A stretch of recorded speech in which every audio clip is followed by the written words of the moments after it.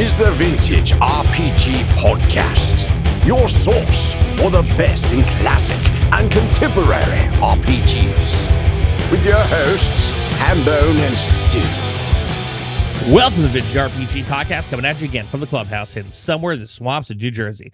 I'm John Hambone McGuire, and with me, as always, is the founder and publisher of Unwinnable. He probably spent as many quarters as I did trying to beat this game back in the arcade in the 80s, and was equally as unsuccessful. Stu Horvath. I don't think anybody was good at this game. It's just, I totally forgot about it until I was talking to Wayne of the Wizard Van fame, and he mentioned it, and all of a sudden I was just like, oh my God. Like it's such a specific moment in time, but I think it is kind of like a really important one for folks of a certain age. Yeah, I wanted to talk about Dragon's Lair. Oh, I love it so much, and I hate it equally. Yeah, like it geez, it was such like an oasis in the arcades. It was the best looking thing in the arcade. It stood there and you could always go up to it and play because no one was good at this game. It was impossible. It was designed to eat your quarters in large quantities. So, okay. The reason it looked so good is because it was actually a cartoon animated by Don Bluth, came out in 1983.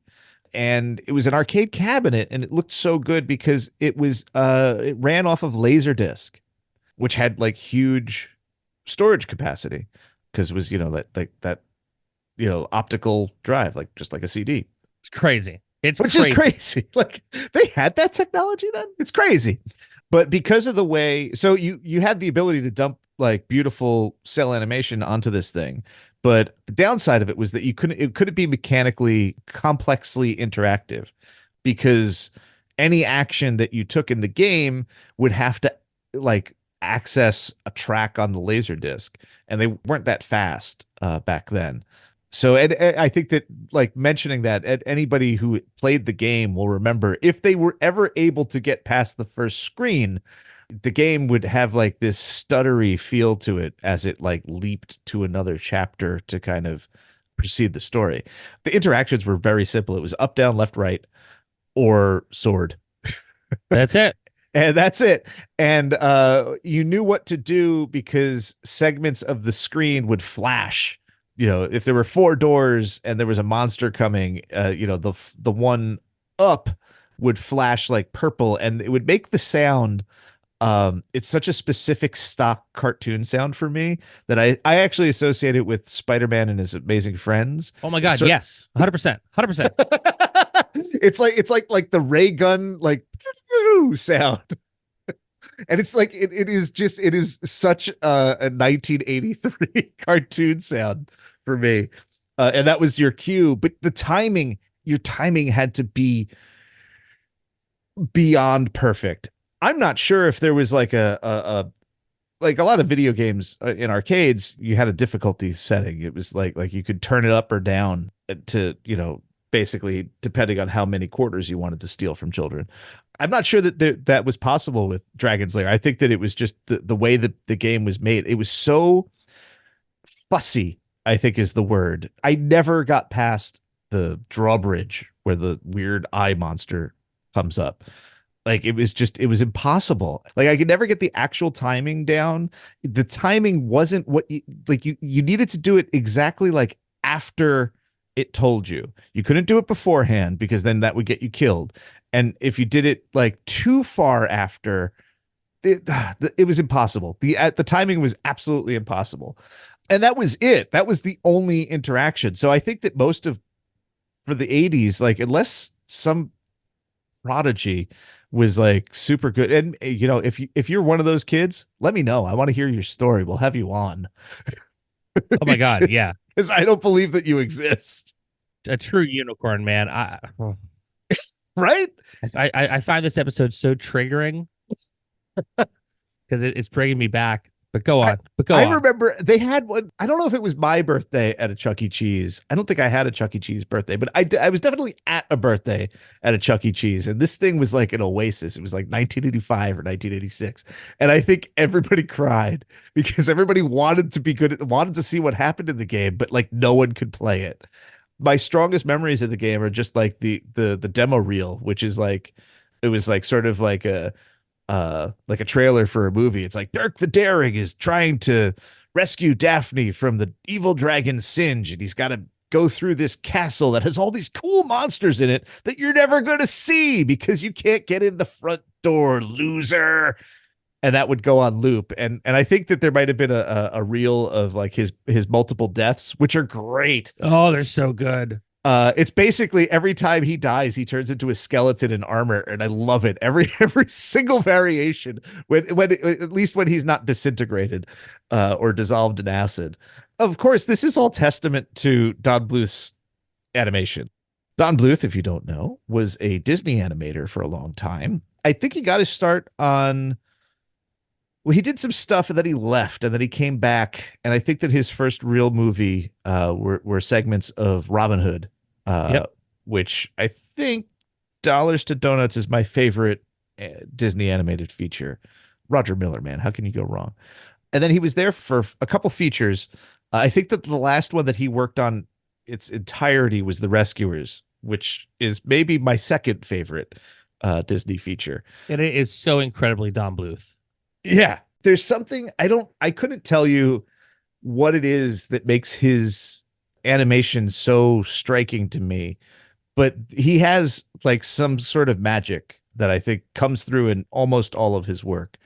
After The Rescuers, I'm not sure if he wasn't getting paid or if there was like firings or whatever. Disney was having trouble, and he left, and he founded his own studio and produced Secret of Nim. Came out in 1982, which Secret of Nim is great. Sure is. And I guess because he took a lot of people with him and because he was so fed up with Disney, I think I love this fact.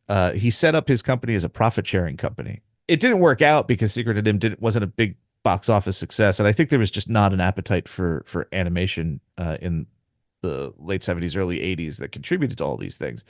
And I'm pretty sure he went out of business and basically going out of business in animation, traditional animation, is what led to him having this Dragon's Lair opportunity, which I think was in development, but didn't come out until after Secret of Nim in 1983.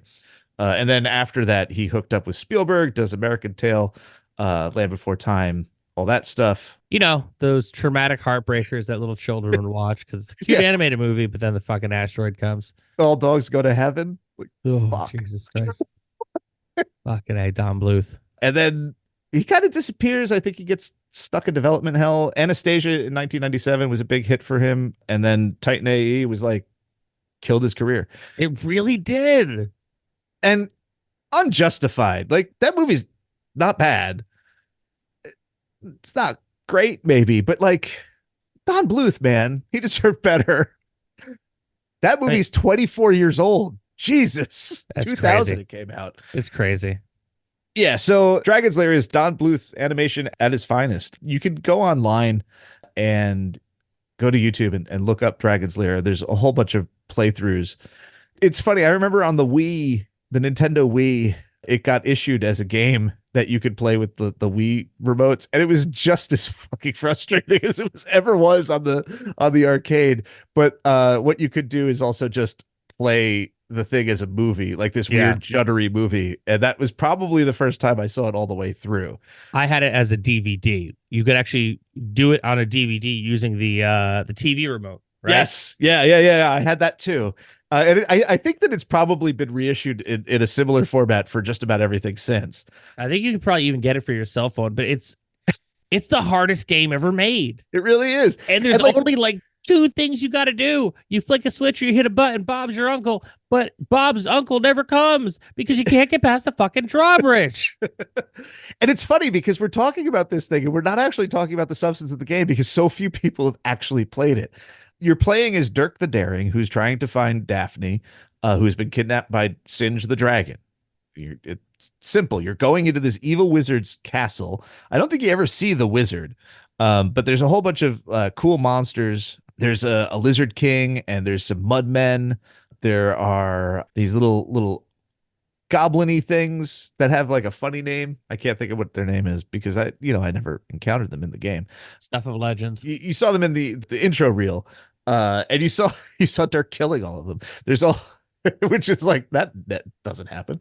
There's all sorts of like tentacle monsters and goop monsters, and it all feels very Dungeons and Dragons in a way that I know I'm more familiar with the D&D cartoon for kids because I watched it on TV a little bit and I've seen it on DVD, and it wasn't a very difficult video game to play.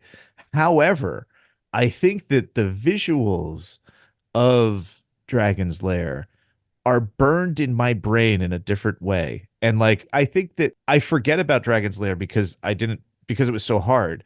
But I think that I give the credit that I should give to Dragon's Lair for making me interested in fantasy in 1983. I give that credit to the Dungeons and Dragons cartoon when it is actually Dragon's Lair looming in this weird Twilight way over in my brain, because like I said, like my experience with it is so narrow and so limited that it doesn't seem like it should be this huge influence, but it really is. And like if you watch, I like watching the cartoon, without the game elements. It's mind blowing to me how good it is. It looks so good. It nails the idea of a fantasy dungeon trap in a way that like I it's so good. I wish there was a written component so I could like have it in my, like, I can't believe that I didn't mention this in my book. Yeah. It's one of those things where it's just like how, and it really does come down to like it's a hard game. It's a crucible. Yeah. Like legit. And it's just, and because of that shrinks the footprint that it has. But I really do think that it's like in a very weird way, it's an incredibly influential and important bit of our fantasy language. We just forget about it. There was a sequel, and it comes out in 1991. Again, same basic thing, but it looks beautiful. But at this point, arcade games have progressed so far that the control scheme, the interactivity was just like garbage. So it didn't really make the splash that it could have. And there was also in 1984, Space Ace was the kind of science fiction version of Dragon's Lair. Same basic thing, same level of frustration, same level of animated beauty, except in space. Listen to this summary. A teenage boy named Ace must rescue Kimberly and is able to turn into a stronger version of himself for short periods of time to stop Borf from turning anyone into babies with his Infanto ray. Like, it's like slightly family friendlier version of Heavy Metal story, right? Like it really is. Which is another thing that we should talk about at some point. Oh, hell yeah. I mean, and in Fire and Ice and like, yeah. I mean, my head hurts just talking about this game because like the aesthetic of it, the vibe of it, what it could be, I love so much, but the actual playing experience, I hate its guts. Yeah. And like, I just, when I saw Space Ace come out, I was like, why? You can't even play the first thing that they did. Like, it's maybe Space Ace is going to be better. No, like, of course they made a sequel. These companies made so much money for people plunking quarters into these machines and like never getting past the first screen. Like, I'd be shocked if there was a second screen. But yeah, there is footage of it, folks, that if you want to actually just watch the experience, because if you're an older dude like me, I'm never going to play this game again. I did it like a few years back because every so often I'll see it in an arcade that's like free to play. Yeah. Where you're like, oh, you don't have to put quarters in. You could just keep playing and you play all day. And I gave it a shot. I gave it a good 15-minute try. And it was like, I made it past that first scene. And I was like, okay, I could do it. I'm an adult. I'm better at this shit now. Nope. That was it. That's about as far as I got, And then like I would like kind of creep over people's shoulders and see how much further they got. And I was like, oh my God, it's possible. But they really didn't get much further than I did. No. And then sequences repeat. Like there's a bunch of escape sequences And even in like just watching it as like a video and it's like 12 minutes. The whole thing is 12 minutes, which is ah 12 minutes is just such a brief amount of time. And then, but there's still segments that repeat. Like he'll like go up, across a bridge, it'll fall and he'll like jump or whatever, or like the burning ropes that he's got to swing from. And one time he does it from the left to the right. The next time he does it from the right to the left. And yeah. So if you're bad at a trap, you have to do it again. Yeah. And so like all told, you're probably looking at like 9 minutes, 8 minutes of original animation with some repeated stuff, which is crazy that it was just walled off for so long. Another thing is that like, because it was Laserdisc, like it was impossible to export to port to anything else. Which didn't stop them from trying. There's there's a version for DOS. I'm pretty sure there was an Amiga, an Apple version. There might have been a Coleco version. They're terrible. It's just, blocky sprites, and it's the same gameplay, which is deeply frustrating, but without the visual. Doesn't get any easier on a controller, man. Yeah. And then there was a cartoon. Do you remember the cartoon? I do. The cartoon, not good. No. I don't understand how you can have an animated video game and then have like a TV series that like sucks. It's not that bad. But okay. It stinks on ice. And it's made worse because of the experience I had in the arcade trying to play the friggin' game. Yeah. But like, it's how could you not? I get it. Like, just Don Bluth did the cartoon on the game. You got to get Don Bluth to do the cartoon on the TV. I know you can't afford him for the TV, but it's just such a sad thing that this really beautiful thing was locked behind a quarter eating monstrosity. It truly is a real dungeon monster that eats your quarters. Yep. And it has all these different like incarnations that are all inferior. Like there's a comic book. They've been trying since the 80s to make a movie that's just never happened. All these, versions of the game or sequels that are kind of sucky. Like it's just this weird black hole. But that 8 minutes of original footage is worth tracking down on the YouTube, or I think you could still get it on DVD, or like a whatever it is now, Blu-ray. I'm sure that there's a version of it out there. Well, I won't be watching it because it's triggering. Stu, do you have any final thoughts on Dragon's Lair? I don't have any final thoughts on Dragon's Lair, but I do want to kind of bring up. I was discussing this with my buddy Oren Gray, and because I really wanted in my head, the Black Cauldron is a Don Bluth product, and it's not, because he was long gone from Disney by then. But you can tell that his work cast a long shadow there. They basically ripped off his style for a number of years. Black Cauldron looks like Don Bluth, but without like a lot of that Don Bluth magic. Yeah. And Black Cauldron nearly killed Disney. Oh yeah, for sure. Like it had been flailing around for about half a decade at that point, but like Black Cauldron almost killed the company dead. And it really is. I find it very interesting to imagine living in a world where Disney died in the mid 80s and Don Bluth became like animator ascendant, and like how different everything would be right now if we lived in like the empire of Bluth. I think we may be living in the wrong timeline, to be quite honest with you. It definitely would have been interesting. For sure. Well, this is another amazing episode of the Vintage RPG Podcast. Stu, where can people find you on the internet? They can find me on Instagram at Vintage RPG. There's never going to be a post about Dragon's Lair. I just can't. I can't do it. It as much as I love it, it is important as it is in the visual history of fantasy. Oh man, I ain't buying one of those. Why break your audience's heart? You can find me across the internet at John McGuire RPG. I'm posting more because I'm going places, mostly on the Instagram. If you like the show, don't forget to rate, review, and subscribe. Your reviews really do help other listeners to find us. And if you really like the show, why not become a patron? Patreon.com/vintagerpg. We got a behind-the-scenes look at all the stuff that Stu's working on. We got a behind-the-scenes look at all the stuff that I'm working on. We've got a tier where you can play West Marches with Stu. I've got a tier where you can play a monthly RPG with me. And we've got a killer Discord community that we'd love for you to be a part of. Patreon.com/vintagerpg. So for Stu Horvath, I'm John Hambone McGuire. May the dice always roll in your favor.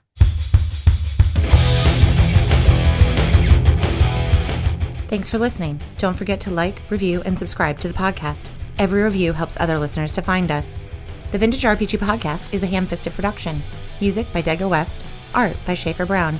If you like the podcast, you should also consider becoming a patron at patreon.com.